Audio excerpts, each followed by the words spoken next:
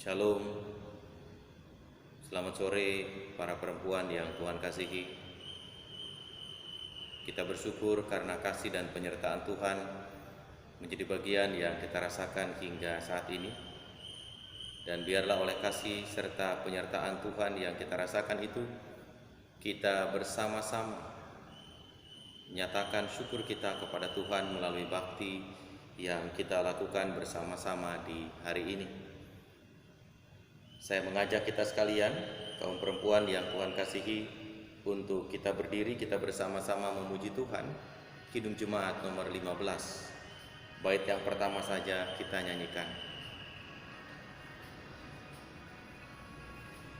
Berhimpun semua menghadap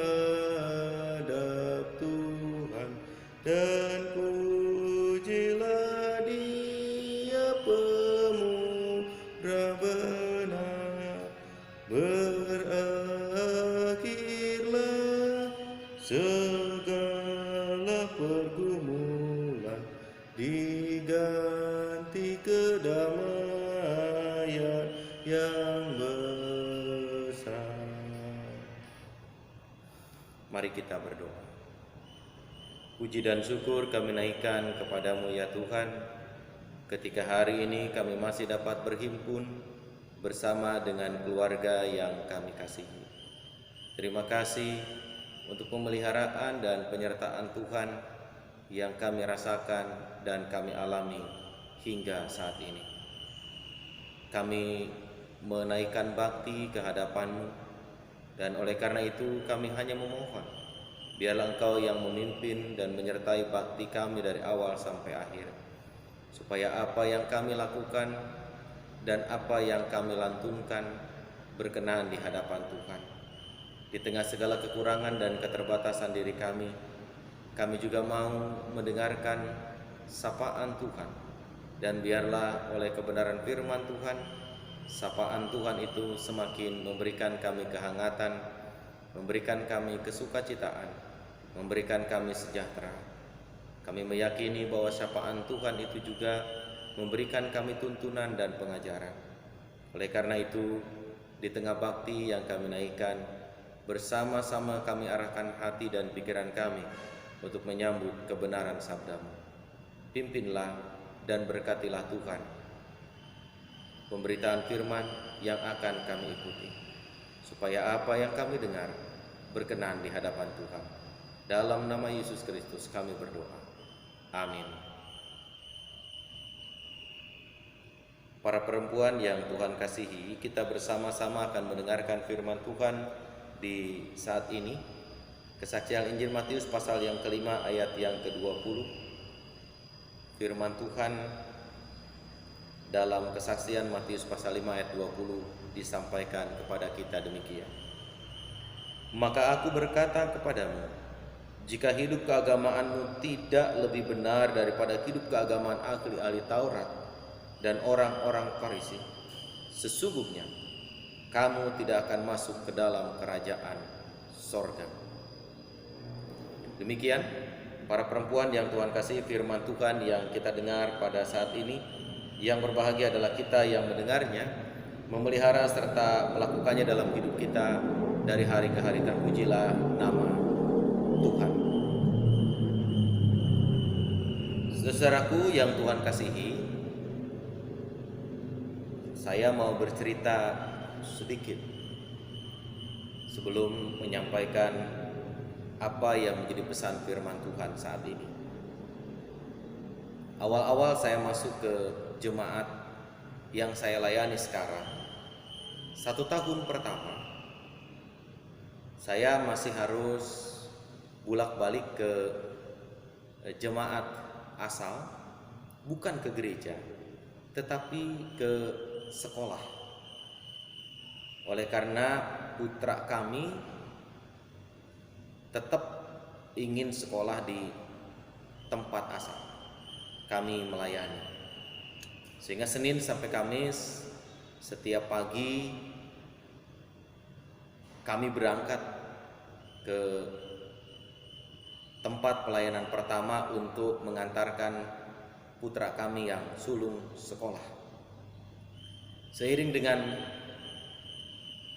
saya berangkat mengantar anak sekolah ditemani istri, maka memanfaatkan waktu dan kesempatan, saya pun langsung menuju ke kantor.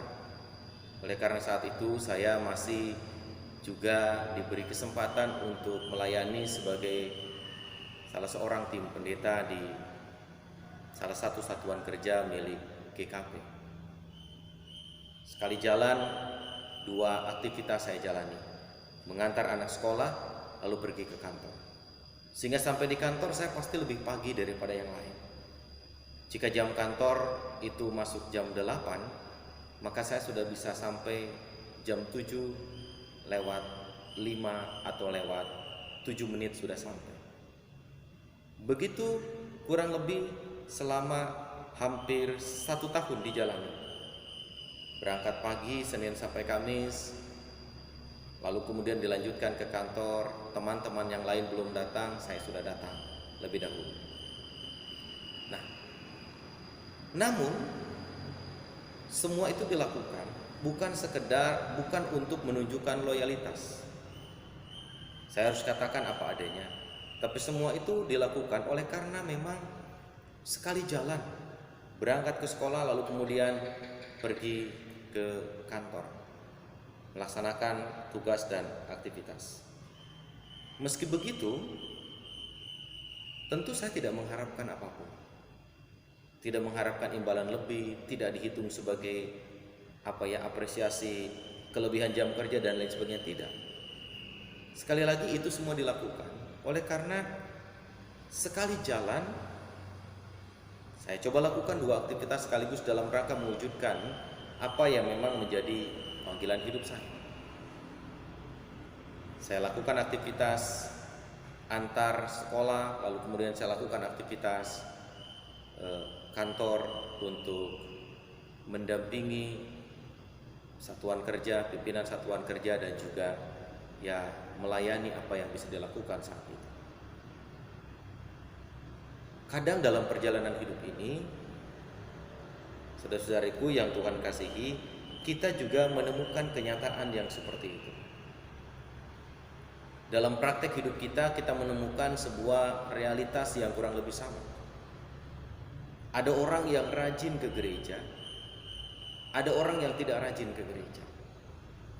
Orang yang rajin ke gereja, tentu saja saudara-saudariku yang Tuhan kasihi, tidak mendapatkan apresiasi apa-apa. Baik dari pendeta ataupun majelis jemaat, dia tidak mendapatkan apresiasi apapun. Dalam kehidupan beriman yang ditentukan bukan soal jumlah berapa kali kita ke gereja.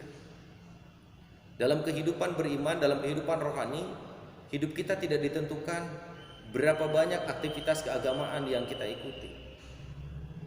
Dalam kehidupan kerohanian, maka seseorang dipandang punya kekuatan kerohanian, punya aspek kerohanian yang baik, punya aspek kerohanian yang mumpuni. Itu bukan ditentukan oleh berapa banyaknya dalam 1 bulan atau 1 minggu dia melakukan pelayanan atau mengikuti aktivitas gereja. Seseorang tidak bisa ditentukan bahwa nilai keagamaannya lebih baik daripada orang lain hanya dengan mengukur keberadaan orang tersebut dengan jumlah aktivitas gerejawi yang diikuti. Kita tidak dapat mengukur juga bahwa orang yang aktivitas gerejawinya tidak terlalu banyak, tidak terlalu intens, lalu kehidupan kerohaniannya tidak baik. Kita juga tidak bisa berkata seperti itu. Kita tidak bisa mengklaim bahwa mereka yang aktivitas keagamaannya luar biasa penuh dari Minggu sampai ke Sabtu, dilanjutkan dari Minggu sampai ke Sabtu lagi. Kita tidak bisa katakan bahwa orang seperti itu nilai kerohaniannya, nilai spiritualitasnya lebih baik daripada orang lain. Tidak. Yang menentukan bahwa nilai atau aspek kerohanian seseorang itu baik, aspek kerohanian seseorang itu mumpuni, aspek kerohanian seseorang itu layak diacungi jempol dan lain sebagainya, bukan oleh berapa banyaknya seseorang mengikuti aktivitas gerejawi atau kegiatan gerejawi, tapi ditentukan oleh seberapa besar kualitas perjumpaan atau hubungan orang tersebut dengan Tuhan, dan itu dipraktekkan dalam hidup sehari-hari. Karena jika aktivitas dengan Tuhannya cukup intens, aktivitas keagamaannya cukup baik, tetapi itu tidak berbanding lurus dengan praktek kehidupan sehari-hari, maka Yesus dalam Injil Matius berkata, praktek keagamaan kita tidak jauh lebih hebat daripada ahli-ahli Taurat dan orang-orang Farisi. Kalau kita menganggap dan menilai, atau seseorang menganggap dan menilai bahwa dengan aktivitas gereja yang intens, dengan mengikuti kegiatan keagamaan yang intens, dengan mengikuti kehidupan kerohanian yang rajin dan tekun setiap hari, setiap saat, dipandang itu sudah akan jauh lebih baik, punya nilai kerohanian dibanding orang lain, bisa jadi pandangan itu keliru, saudara-saudariku.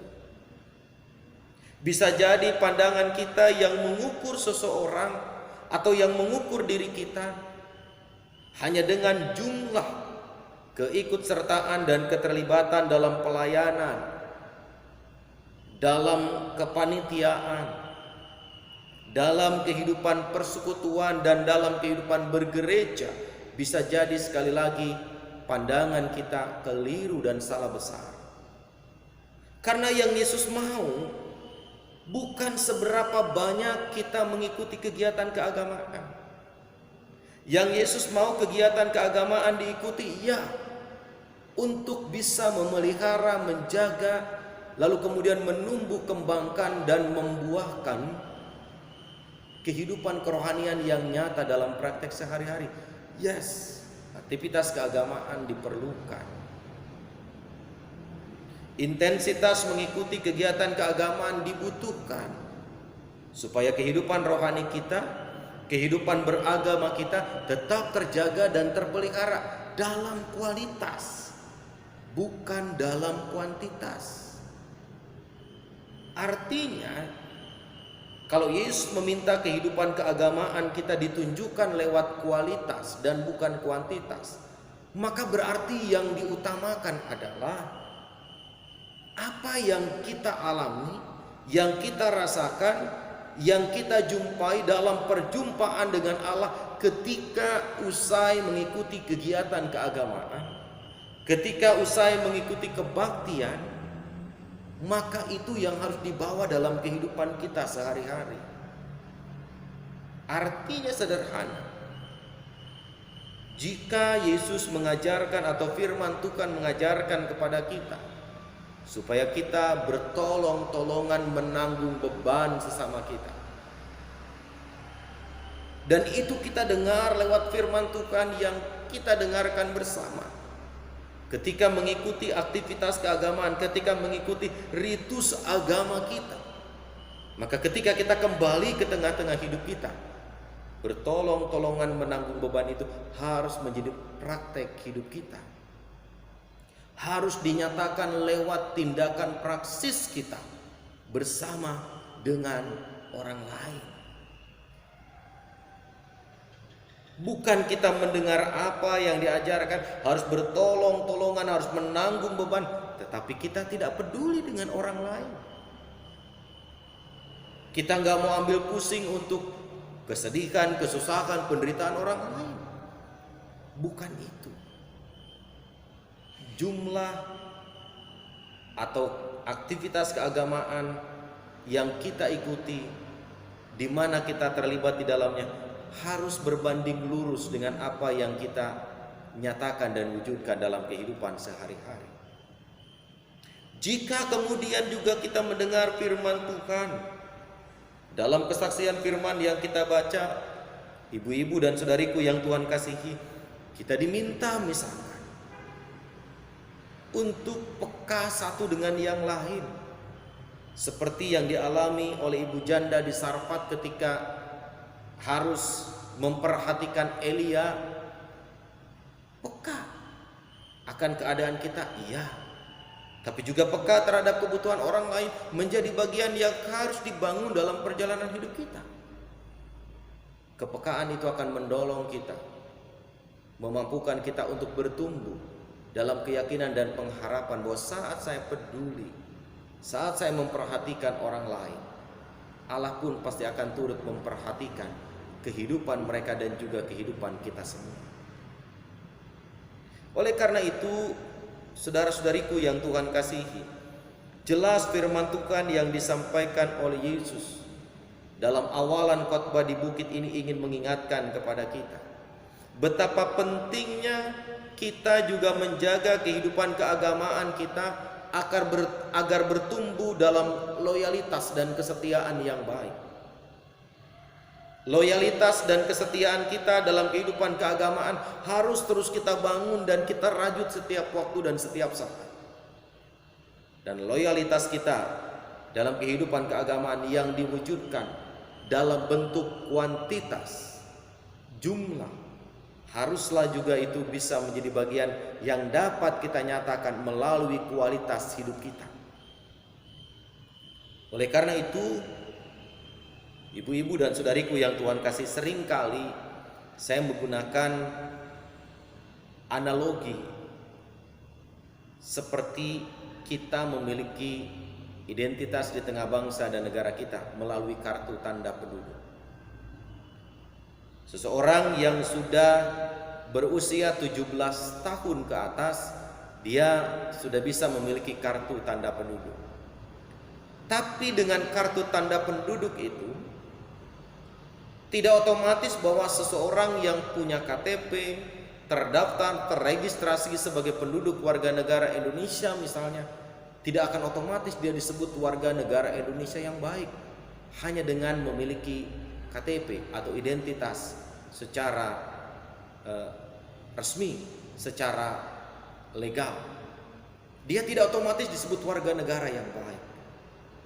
Dia tidak akan disebut sebagai warga Kabupaten Kota Purwakarta yang baik hanya karena memiliki KTP, hanya karena sudah punya identitas yang legal. Seseorang akan disebut warga negara yang baik ketika ia mampu memperlihatkan kualitas hidup yang baik, sehingga kartu tanda penduduk yang dimiliki itu berbanding dengan sikap dan perbuatan yang dinyatakan. Oleh karena itu, saudara-saudariku yang Tuhan kasihi, hari ini kita diingatkan ulang, sekalipun kita punya aktivitas keagamaan yang intens, punya aktivitas keagamaan yang patut diacungi jempol secara kualitas karena rajin, karena sering, tentu saja firman Tuhan mau mengajak kita, jangan berhenti hanya pada aktivitas yang rajin. Jangan berhenti dan memandang hanya pada aspek keagamaan yang kita ikuti setiap waktu dan setiap saat kegiatan-kegiatan yang ada di dalamnya. Tetapi sekali lagi, tunjukkanlah buah perjumpaan kita dengan Tuhan, buah perjumpaan kita dengan firman-Nya dalam kehidupan kita sehari-hari.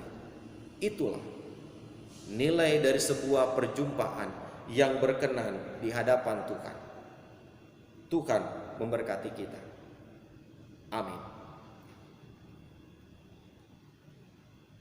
Ibu-ibu yang Tuhan kasihi, kita akan kembali memuji Tuhan sambil kita menyatakan ungkapan syukur melalui persembahan. Kita akan iringi bersama persembahan yang kita himpunkan dengan pujian dari Kidung Jemaat 289.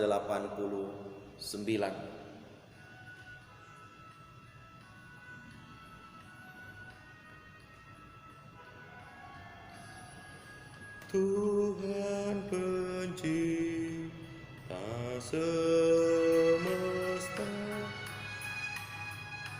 Kaulah yang maha mulia, sungguh besar karunia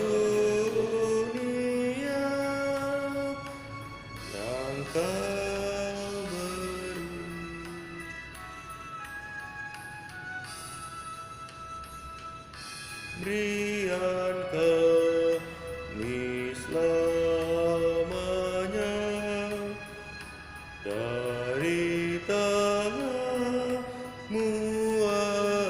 asalnya, yang Kau terima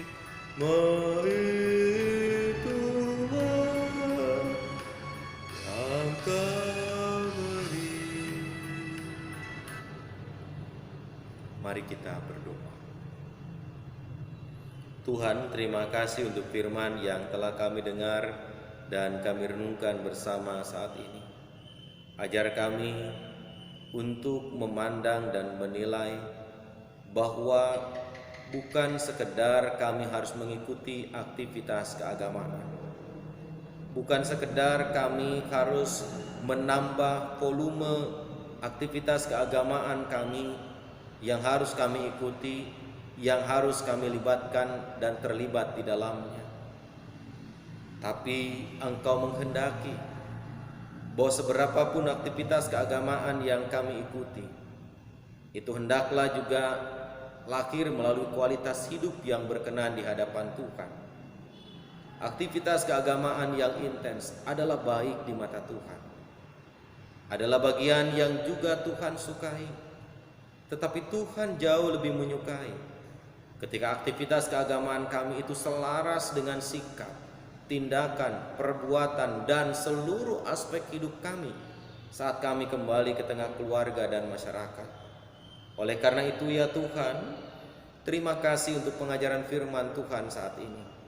Ajar kami untuk menjadi pribadi yang berkenan di hadapan Tuhan, dengan terus menjadikan hidup kami berkualitas di hadapan-Mu.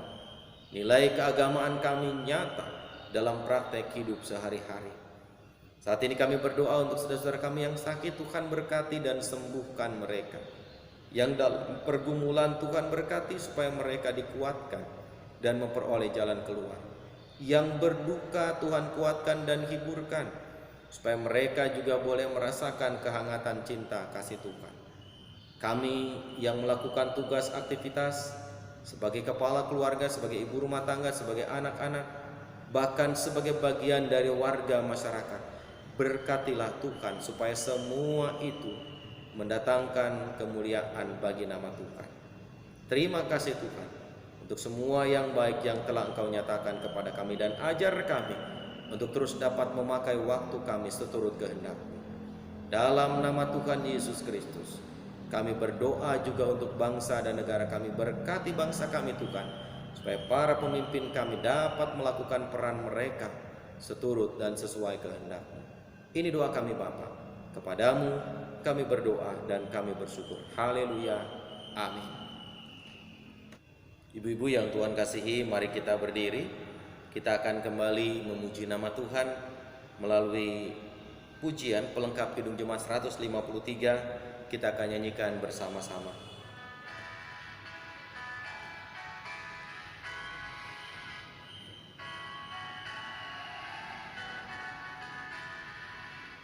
Pakailah seluruh hidupmu dalam ladang dunia, tiap harta dan talentamu pergunakan baginya.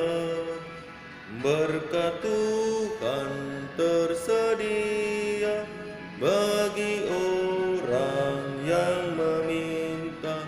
Dia tahu yang kau butuhkan kini dan selamanya. Mari kita terima berkat Tuhan. Kiranya rahmat dan pengasihan Allah senantiasa mengalir dalam kehidupan saudara-saudari, baik secara pribadi, keluarga, dan persekutuan, serta kasih-Nya senantiasa menjamin kelangsungan hidup saudara-saudari, serta mendorong saudara-saudari untuk senantiasa bersyukur dalam naungan rahmat dan karunia Allah Bapa, Putra, dan Roh Kudus. Amin. Amin. Amin.